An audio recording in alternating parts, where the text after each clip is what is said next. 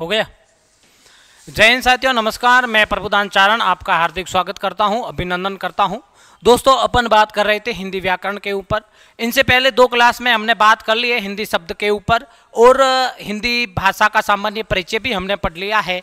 इसके अलावा हमने बात वर्णमाला के ऊपर भी हल्की फुल्की कर ली थी, जैसे वर्ण किसे कहते हैं या शब्द किसे कहते हैं, इनका ध्वनि वगैरह जो है, अक्षर वगैरह जो है, इसके ऊपर हम पहले ही बात कर चुके हैं।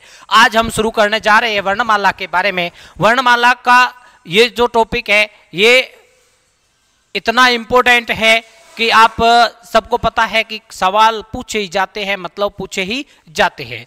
बात करें सबसे पहले वर्णमाला में, तो वर्णमाला अपने को यह पता होना चाहिए कि वर्णमाला कहते किसको है। ध्यान रखना, वर्णमाला कहते हैं वर्णों के व्यवस्थित समूह को। व्यवस्थित समूह को होने चाहिए। जैसे हमारे पास में बहुत सारे फूल है, तो क्या उस फूल को एक टोकरी में डाल करके हम उसको माला की संज्ञा दे सकते हैं? क्या नहीं दे सकते हैं, क्योंकि जब तक उसको किसी व्यवस्थित धागे में परोया नहीं जाता है तब तक वो माला नहीं बन सकती है। जैसे यहाँ आप फूलों को परोगे या डालोगे फूलों को, तो ये एक व्यवस्थित क्या हो जाएगी, माला बन जाएगी। तो मेरे कहने का मतलब ये है कि वर्णमाला जो है, वर्णों के, ध्यान रखना, वर्णों के सार्थक समूह को वर्णमाला नहीं कहते हैं, वर्णों के व्यवस्थित समूह को वर्णमाला कहते हैं। किसको? व्यवस्थित। वर्णों के व्यवस्थित जो समूह होता है उसको वर्णमाला कहते हैं। परिभाषा कहीं नहीं पूछी जाती है, परंतु ध्यान होना चाहिए, वर्णों के व्यवस्थित समूह को वर्णमाला कहते हैं। बात करें वर्ण की, तो वर्ण की मैंने आपको पहले वाले वीडियो में भी बहुत अच्छे से समझा रखा है, फिर भी यहाँ हल्का फुल्का मैं बता देता हूँ। भाषा की सबसे छोटी इकाई जो होती है वो वर्ण कहलाती है। बात करें शब्द की, तो शब्द को भी मैं आपके सामने पहले ही बता चुका हूं। जो वर्णों के सार्थक समूह को शब्द कहते हैं, पहले अपन बात कर चुके हैं। इसके बाद में बात करते हैं वाक्य की, तो वाक्य में भी मैं आपको बता चुका हूं कि 2 या 2 से अधिक शब्द मिलकर के एक सार्थक अर्थ प्रदान करते हैं, वो वाक्य कहलाते हैं। यहां बात करें हम वाक्यांश की, किसकी? जो वाक्य और वाक्यांश है, इन दोनों में फर्क है। ध्यान रखना, वाक्यांश किसको कहते हैं, ये थोड़ा ध्यान देने वाली बात है कि जब 2 या 2 से अधिक शब्द मिलकर के, 2 या 2 से अधिक शब्द मिलकर के हमें सार्थक अर्थ प्रदान नहीं करे। क्या बोला मैंने? कि सार्थक अर्थ प्रदान नहीं करे। 2 या 2 से अधिक, अरे भाई ओ आवाज ना करो यार। 2 या 2 से अधिक शब्द मिल जाएंगे, परंतु वो क्या करेंगे? सार्थक अर्थ प्रदान नहीं करेंगे। कैसे? जैसे देखो, अगर यहां मैं लिखता हूं, देखो, यदि वर्षा अच्छी होती तो। अब मैंने आपके सामने ये शब्द लिखे, 2 या 2 से अधिक शब्द हो गए, परंतु ये सार्थक अर्थ प्रदान नहीं कर रहे हैं। भाई वर्षा यानी बारिश अच्छी होती तो क्या होता? अगर इसके आगे ये वाक्य पूरा हो जाता तो हमें पता चलता कि हाँ ये वाक्य है। जब तक सार्थक अर्थ प्रदान नहीं करते हैं तब तक वो वाक्यांश कहलाते हैं। विशेष तौर पे ध्यान रखना, वाक्य में और वाक्यांश में दोनों में फर्क होता है। अब यहां हम बात करते हैं, एक छोटा सा बीच में और पॉइंट लेते हैं, पद। पद किसको कहते हैं? पद शब्द का ही रूप होता है। ध्यान रखना, जब कोई भी शब्द वाक्य में प्रयोग हो जाता है और वो दूसरे शब्दों के साथ में संबंध बना लेते हैं, अर्थ प्रदान करना शुरू कर देते हैं, तब तो वो क्या होंगे? ये पद होंगे।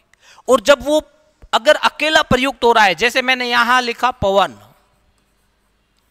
क्या लिखा है? पवन। तो ये पवन क्या है? पवन एक शब्द है। क्या है? शब्द। और अगर मैं यहां इसको पूरा कर दूं, पवन चल रही है,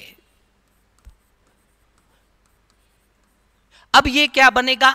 अब ये जो पवन आपको दिख रहे हैं ये पद बन जाएगा। क्या बन जाएगा? पद। तो उम्मीद करता हूं आपको वर्णमाला, वर्ण, शब्द, वाक्य, वाक्यांश और पद समझ में आ गए होंगे।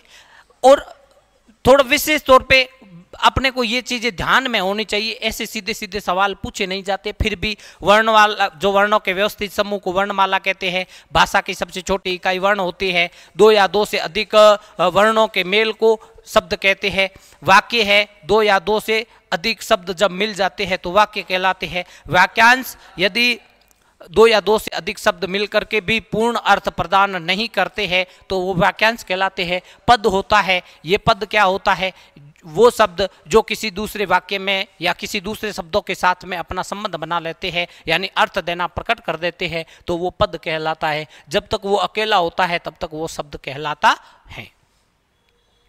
बात करें हल या हलंत, ये सामान्य परिचय है, अपने को इसके बारे में पहले पता होना चाहिए, ध्यान रखना।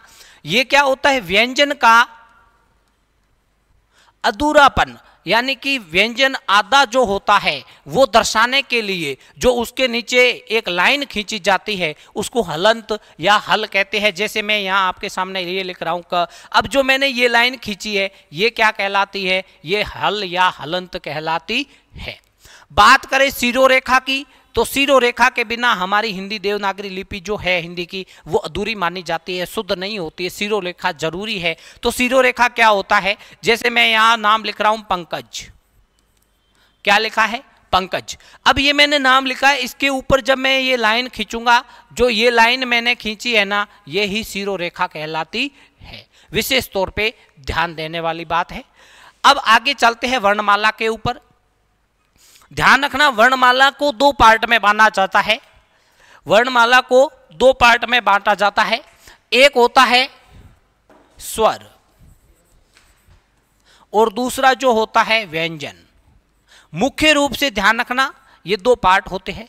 एक होता है वर्ण और एक होता है व्यंजन।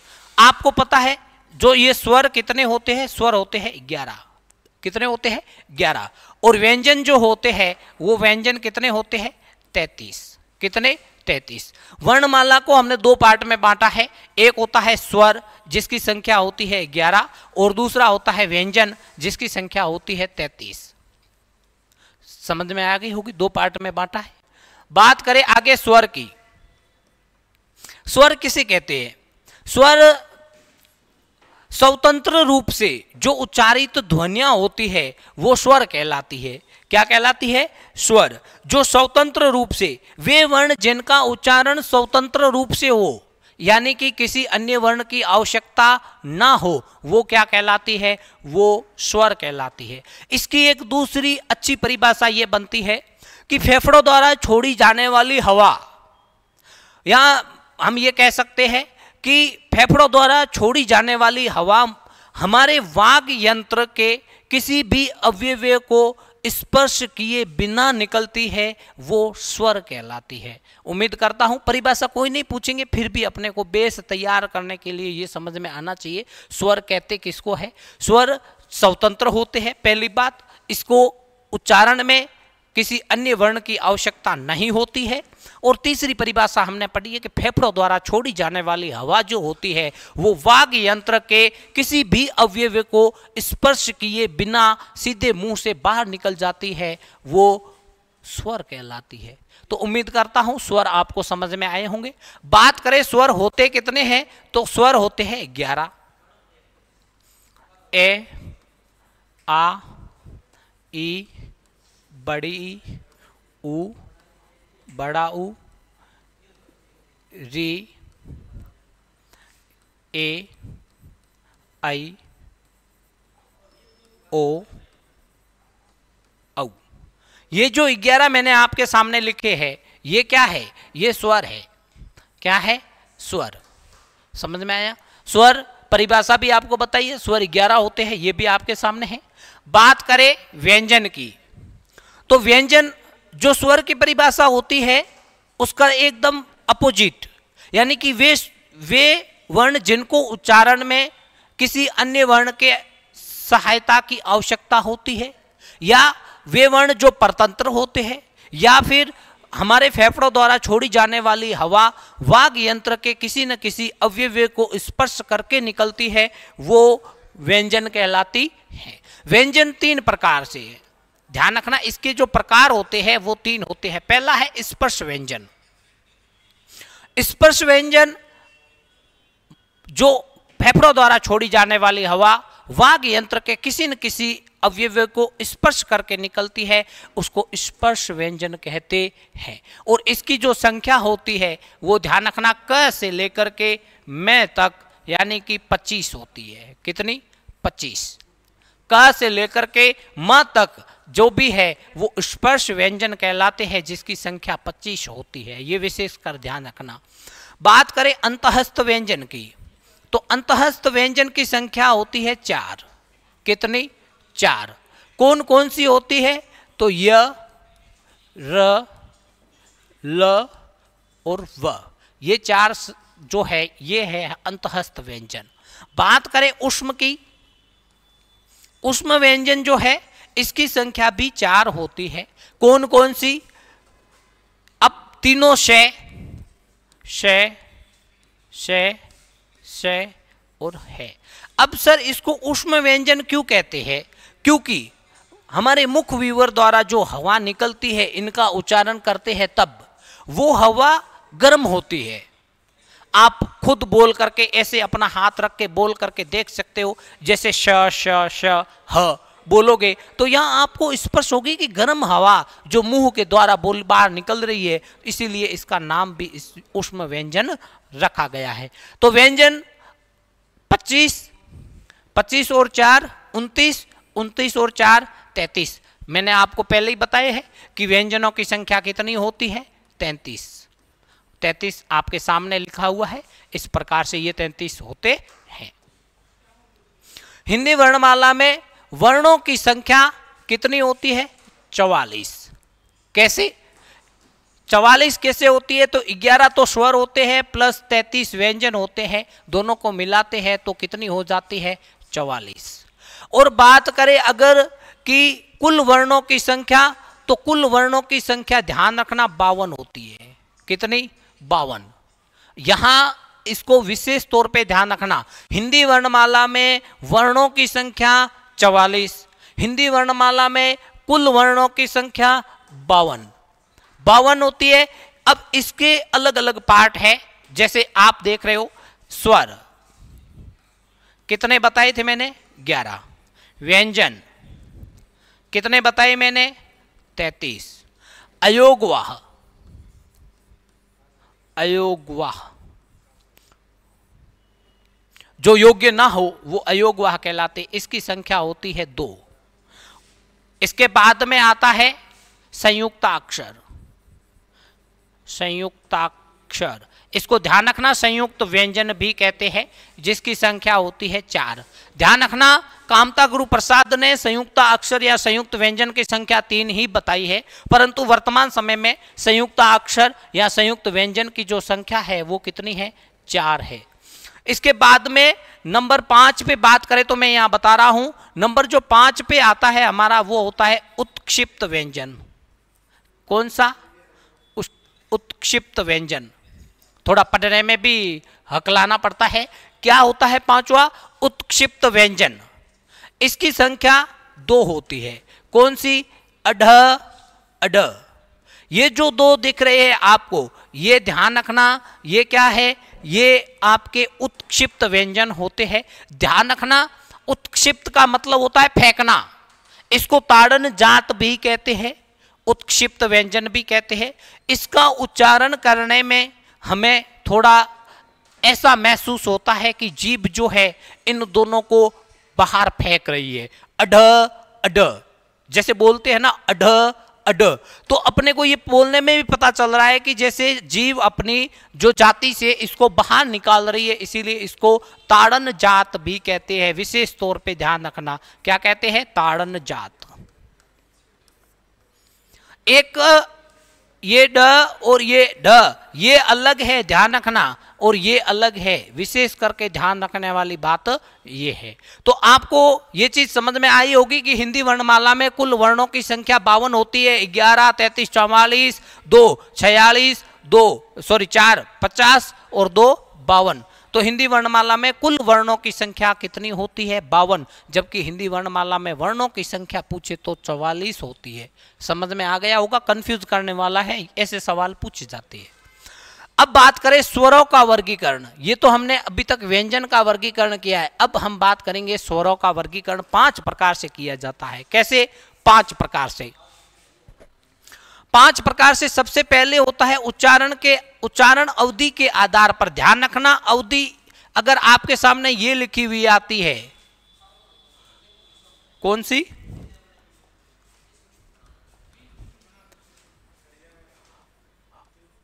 अवधि, ये, और एक होता है ये, दोनों ध्यान रखना। ये जो अवधि है ये समय सूचक बताती है। क्या बताती है? समय सूचक। विशेष को ध्यान देने वाली बात है। सॉरी, ये जो अवधि है ये समय सूचक बताती है, जबकि ये अवधि एक भाषा है। क्या है? भाषा। और ये समय सूचक बताती है। विशेष तौर पे ध्यान रखना। तो उच्चारण अवधि के आधार पर जो स्वर होते हैं उसके 2 भाग होते हैं। कितने होते हैं? 2। आप सबने पढ़ा होगा, एक होता है लघु और एक होता है दीर्घ। आपको पता होगा, नहीं हो तो अपन आगे इसके ऊपर व्यवस्थित चर्चा करेंगे। नंबर 2 आता है ओष्ठाकृति के आधार पर। ओष्ठाकृति के आधार पर भी स्वर 2 प्रकार के होते हैं। कितने? 2 प्रकार के। नंबर 3 पे आता है जिह्वा की क्रियाशीलता के आधार पर। जिह्वा की क्रियाशीलता के आधार पे जो स्वर होते हैं उसके भाग होते हैं 3। बात करें मुखाकृति के आधार पर, तो मुखाकृति के आधार पर स्वरों के प्रकार होते हैं 4। बात करें नासिका के आधार पर, तो नासिका के आधार पर स्वरों के प्रकार होते हैं 2। ये 5 प्रकार से स्वरों का वर्गीकरण किया जाता है। 5 प्रकार से कैसे होता है, एक बार थोड़ा वापस देखें इसको। उच्चारण अवधि के आधार पर स्वर कितने प्रकार के होते हैं? 2। ओष्ठाकृति के आधार पर इसके भी भाग 2 होते हैं। जिह्वा की क्रियाशीलता के आधार पर इसके भाग 3 होते हैं। मुखाकृति के आधार पर भाग 4 होते हैं और नासिका के आधार पर इसके भाग होते हैं 2। तो अब आपने ये यहां तक पढ़ा है, इसका हम व्यवस्थित और एक एक को खोल करके अध्ययन करेंगे नेक्स्ट पार्ट में। तब तक के लिए जय हिंद, जय भारत। थे लोग शांति में नहीं बैठो।